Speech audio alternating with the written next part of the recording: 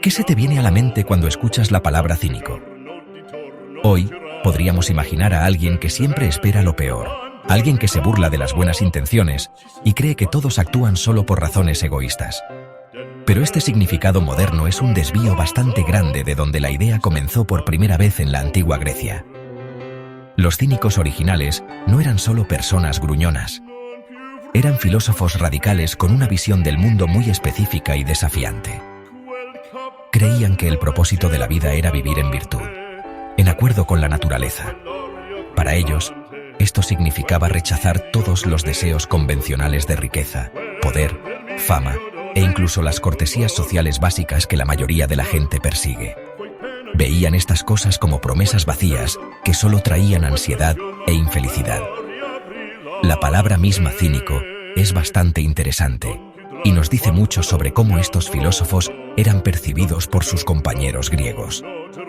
Proviene de la palabra griega, que significa parecido a un perro.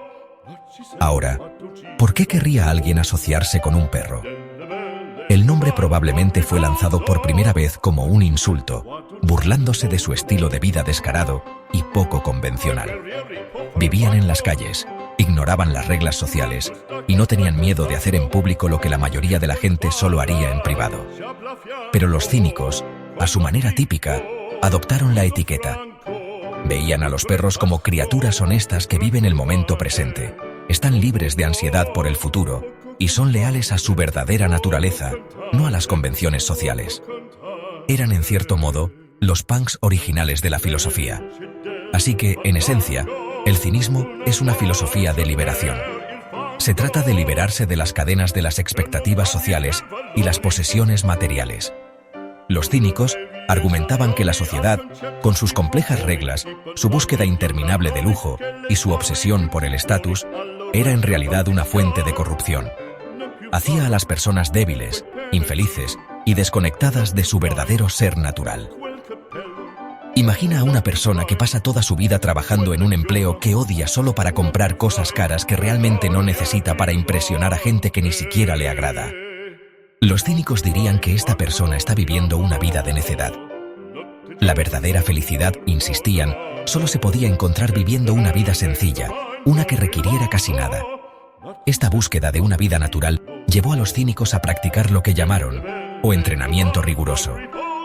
Esto no se trataba de desarrollar músculos en un gimnasio, sino de entrenar la mente y el cuerpo para soportar las dificultades y volverse indiferente al placer y al dolor. Se expondrían intencionalmente al frío, dormirían en el suelo duro y comerían los alimentos más simples. Al hacer esto, creían que podían construir una especie de fortaleza interna, un estado mental tan fuerte que ningún evento externo, ya fuera pobreza, exilio o ridículo público, podría perturbar su paz interior. Buscaban un estado o autosuficiencia, donde su felicidad no dependiera de nada ni de nadie más que de su propia virtud. Cuando hablamos de cinismo, un nombre viene inmediatamente a la mente: Diógenes de Sinope. Él es la superestrella del movimiento, el hombre que tomó las ideas del cinismo y las convirtió en una forma de arte escénico en las calles de Atenas. Diógenes no era un hombre que escribiera libros largos y complicados, su filosofía era su vida. Era famoso por vivir en una gran tinaja de cerámica, lo que podríamos llamar un barril, en medio del bullicioso mercado ateniense. Esto no era solo porque fuera pobre, era una declaración deliberada. Estaba mostrando a todos que una persona necesita muy poco para sobrevivir y que un hogar podía ser tan simple como un refugio de la lluvia, rechazando la mismísima idea de la propiedad privada y el confort doméstico. La vida de Diógenes fue una serie de provocaciones diseñadas para sacar a la gente de su complacencia. Famosamente caminaba por las calles a plena luz del día con una lámpara encendida. Cuando la gente le preguntaba qué estaba haciendo, él respondía: «Solo estoy buscando a un hombre honesto». Este simple acto fue una poderosa crítica a la sociedad ateniense. Implicaba que, a pesar de toda su charla de democracia, virtud y sabiduría, la ciudad estaba llena de gente hipócrita y deshonesta, que vivía vidas completamente desconectadas de los valores que afirmaban tener. Veía a la gente sonámbula por la vida, y su trabajo era ser el despertador, por muy estridente que fuera el sonido. Sus interacciones con los poderosos eran legendarias y ejemplificaban perfectamente sus creencias fundamentales. La historia más famosa involucra a Alejandro Magno, el hombre más poderoso del mundo conocido en ese momento. Alejandro, intrigado por los relatos de este extraño filósofo, fue a encontrarse con Diógenes y lo encontró tomando el sol. De pie sobre él, proyectando una sombra, Alejandro se ofreció a concederle cualquier deseo. En lugar de pedir riqueza o poder, Diógenes simplemente lo miró entrecerrando los ojos y dijo: «Apártate un poco de mi sol». Con esta respuesta, demostró que el rey, con todos sus ejércitos y tesoros, no tenía nada de valor real que ofrecerle. La verdadera riqueza, para Diógenes, era el calor del sol, algo libre y disponible para todos. Este compromiso de vivir según la naturaleza significaba rechazar todas las convenciones sociales, a las que llamó las guirnaldas de la locura. Comía su comida donde quiera que estuviera, incluso en el mercado, lo que se consideraba extremadamente grosero. Desafió las ideas sobre la familia, el Estado y la religión. Cuando se le preguntó de dónde era, no decía Sinope o Atenas, sino que declaraba: «Soy ciudadano del mundo». Esta era una idea revolucionaria en ese momento, sugiriendo que nuestra lealtad principal no debería ser a una ciudad o una nación, sino a la humanidad en su conjunto. Su vida fue una demostración constante de que las reglas por las que vivimos son a menudo arbitrarias y nos impiden vivir libre y virtuosamente. Si bien Diógenes es el cínico más famoso, la historia del cinismo estaría incompleta sin hablar de una de sus figuras femeninas más notables, Hiparquia de Maronea. En una sociedad griega antigua donde las mujeres estaban en gran parte confinadas a la esfera privada, se esperaba que se casaran, administraran el hogar y permanecieran invisibles e inauditas. La vida de Hiparquia fue nada menos que revolucionaria. Nació en una familia adinerada y aristocrática, lo que significaba que se esperaba que hiciera un buen matrimonio, asegurando alianzas y continuando el linaje de su familia. Tenía pretendientes, riqueza y una vida de comodidad por delante, un camino que casi cualquier mujer de su tiempo habría aceptado sin cuestionar. Sin embargo, Hiparquia no era cualquier mujer. Estaba cautivada por las enseñanzas de un filósofo cínico llamado Crates de Tebas, quien a su vez era estudiante de Diógenes. Se sintió atraída por los ideales cínicos de simplicidad, virtud y libertad de las convenciones sociales. Se enamoró profundamente no solo de Crates, sino de todo el estilo de vida filosófico que él representaba. Su familia estaba horrorizada.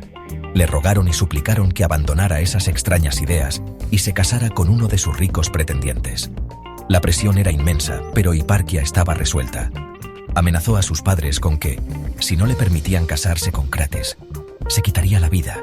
Tan comprometida estaba con este camino filosófico.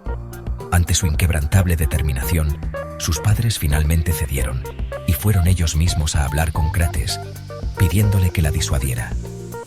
Crates, en un gesto dramático, se paró ante Hiparquia, se desnudó y dijo: «Aquí está el novio, y esta es su propiedad. Haz tu elección». Le estaba mostrando la realidad de la vida que estaba eligiendo, una vida de pobreza, sin posesiones materiales de las que hablar. Para Hiparquia, esto no fue un impedimento. Fue la confirmación definitiva de su elección. Ella lo aceptó pública y entusiastamente a él y a su forma de vida, despojándose de sus costosas ropas y poniéndose la sencilla túnica de los cínicos, él, para que todos la vieran. Este acto de elegir a Crates y la vida cínica fue una profunda declaración pública. Hiparquia no solo adoptó la filosofía en privado, la vivió abiertamente, tal como lo hacían los cínicos masculinos. Acompañaba a Crates en público, asistía a discusiones filosóficas y participaba en debates, todas actividades que se consideraban completamente inapropiadas para una mujer respetable. Esencialmente, renunció a su rol de género tal como lo definía la sociedad y, en cambio, eligió su identidad como filósofa. Su vida se convirtió en un testimonio de la creencia cínica de que la virtud es la misma para hombres y mujeres, y que las reglas sociales sobre el género eran tan artificiales y restrictivas como las reglas sobre la riqueza y el estatus. Cuando comparamos a Diógenes e Hiparquia, vemos a dos filósofos profundamente unidos por los principios fundamentales del cinismo, pero que encarnaron esos principios de maneras únicas y personales. Ambos compartían una creencia fundamental en vivir una vida de virtud de acuerdo con la naturaleza. Ambos practicaron la desvergüenza como una herramienta para desafiar las normas sociales y exponer el absurdo de la convención. Para Diógenes, esto significaba vivir en una tinaja y realizar actos públicamente chocantes. Para Hiparquia, esto significaba rechazar su origen aristocrático y vivir abiertamente como una filósofa y pareja, igual a su esposo, Crates, algo que era posiblemente aún más chocante para el público ateniense que un hombre viviendo en una tinaja. Las similitudes en su enfoque son claras. Ambos usaron sus vidas como su principal texto filosófico. Entendieron que para ser verdaderamente un cínico, no se podía simplemente hablar de vivir de forma sencilla. Uno tenía que vivirlo de verdad. La búsqueda de Diógenes de un hombre honesto con una lámpara y la elección pública de Hiparquia de una vida de pobreza sobre una de riqueza son dos caras de la misma moneda. Ambos son gestos poderosos y teatrales destinados a despertar a la gente. Ambos abrazaron la pobreza, no como una desgracia que soportar, sino como un atajo a la libertad. Al no querer nada, no podían ser controlados por nadie, ya fuera un rey como Alejandro o una familia preocupada. Sin embargo, existe una diferencia clave en su expresión de los ideales cínicos, particularmente en lo que respecta a las relaciones humanas. Diógenes fue famosamente solitario. Si bien interactuaba constantemente con la gente en el mercado, su postura era de individualismo radical y autosuficiencia. Parecía rechazar la mayoría de las formas de conexión íntima, viéndolas como posibles apegos que podrían comprometer su libertad. Hiparquia, por otro lado, llevó el cinismo al ámbito de la pareja y la familia. Su relación con Crates fue famosa por ser un matrimonio perruno. Una unión basada en la igualdad filosófica y el consentimiento mutuo, más que en la conveniencia social o económica. Ella demostró que se podía vivir una vida cínica no solo como un lobo solitario, sino como parte de una pareja comprometida, aunque poco convencional.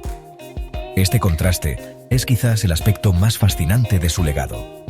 Diógenes representa al cínico como el último outsider, el tábano que critica a la sociedad desde una posición de completo desapego.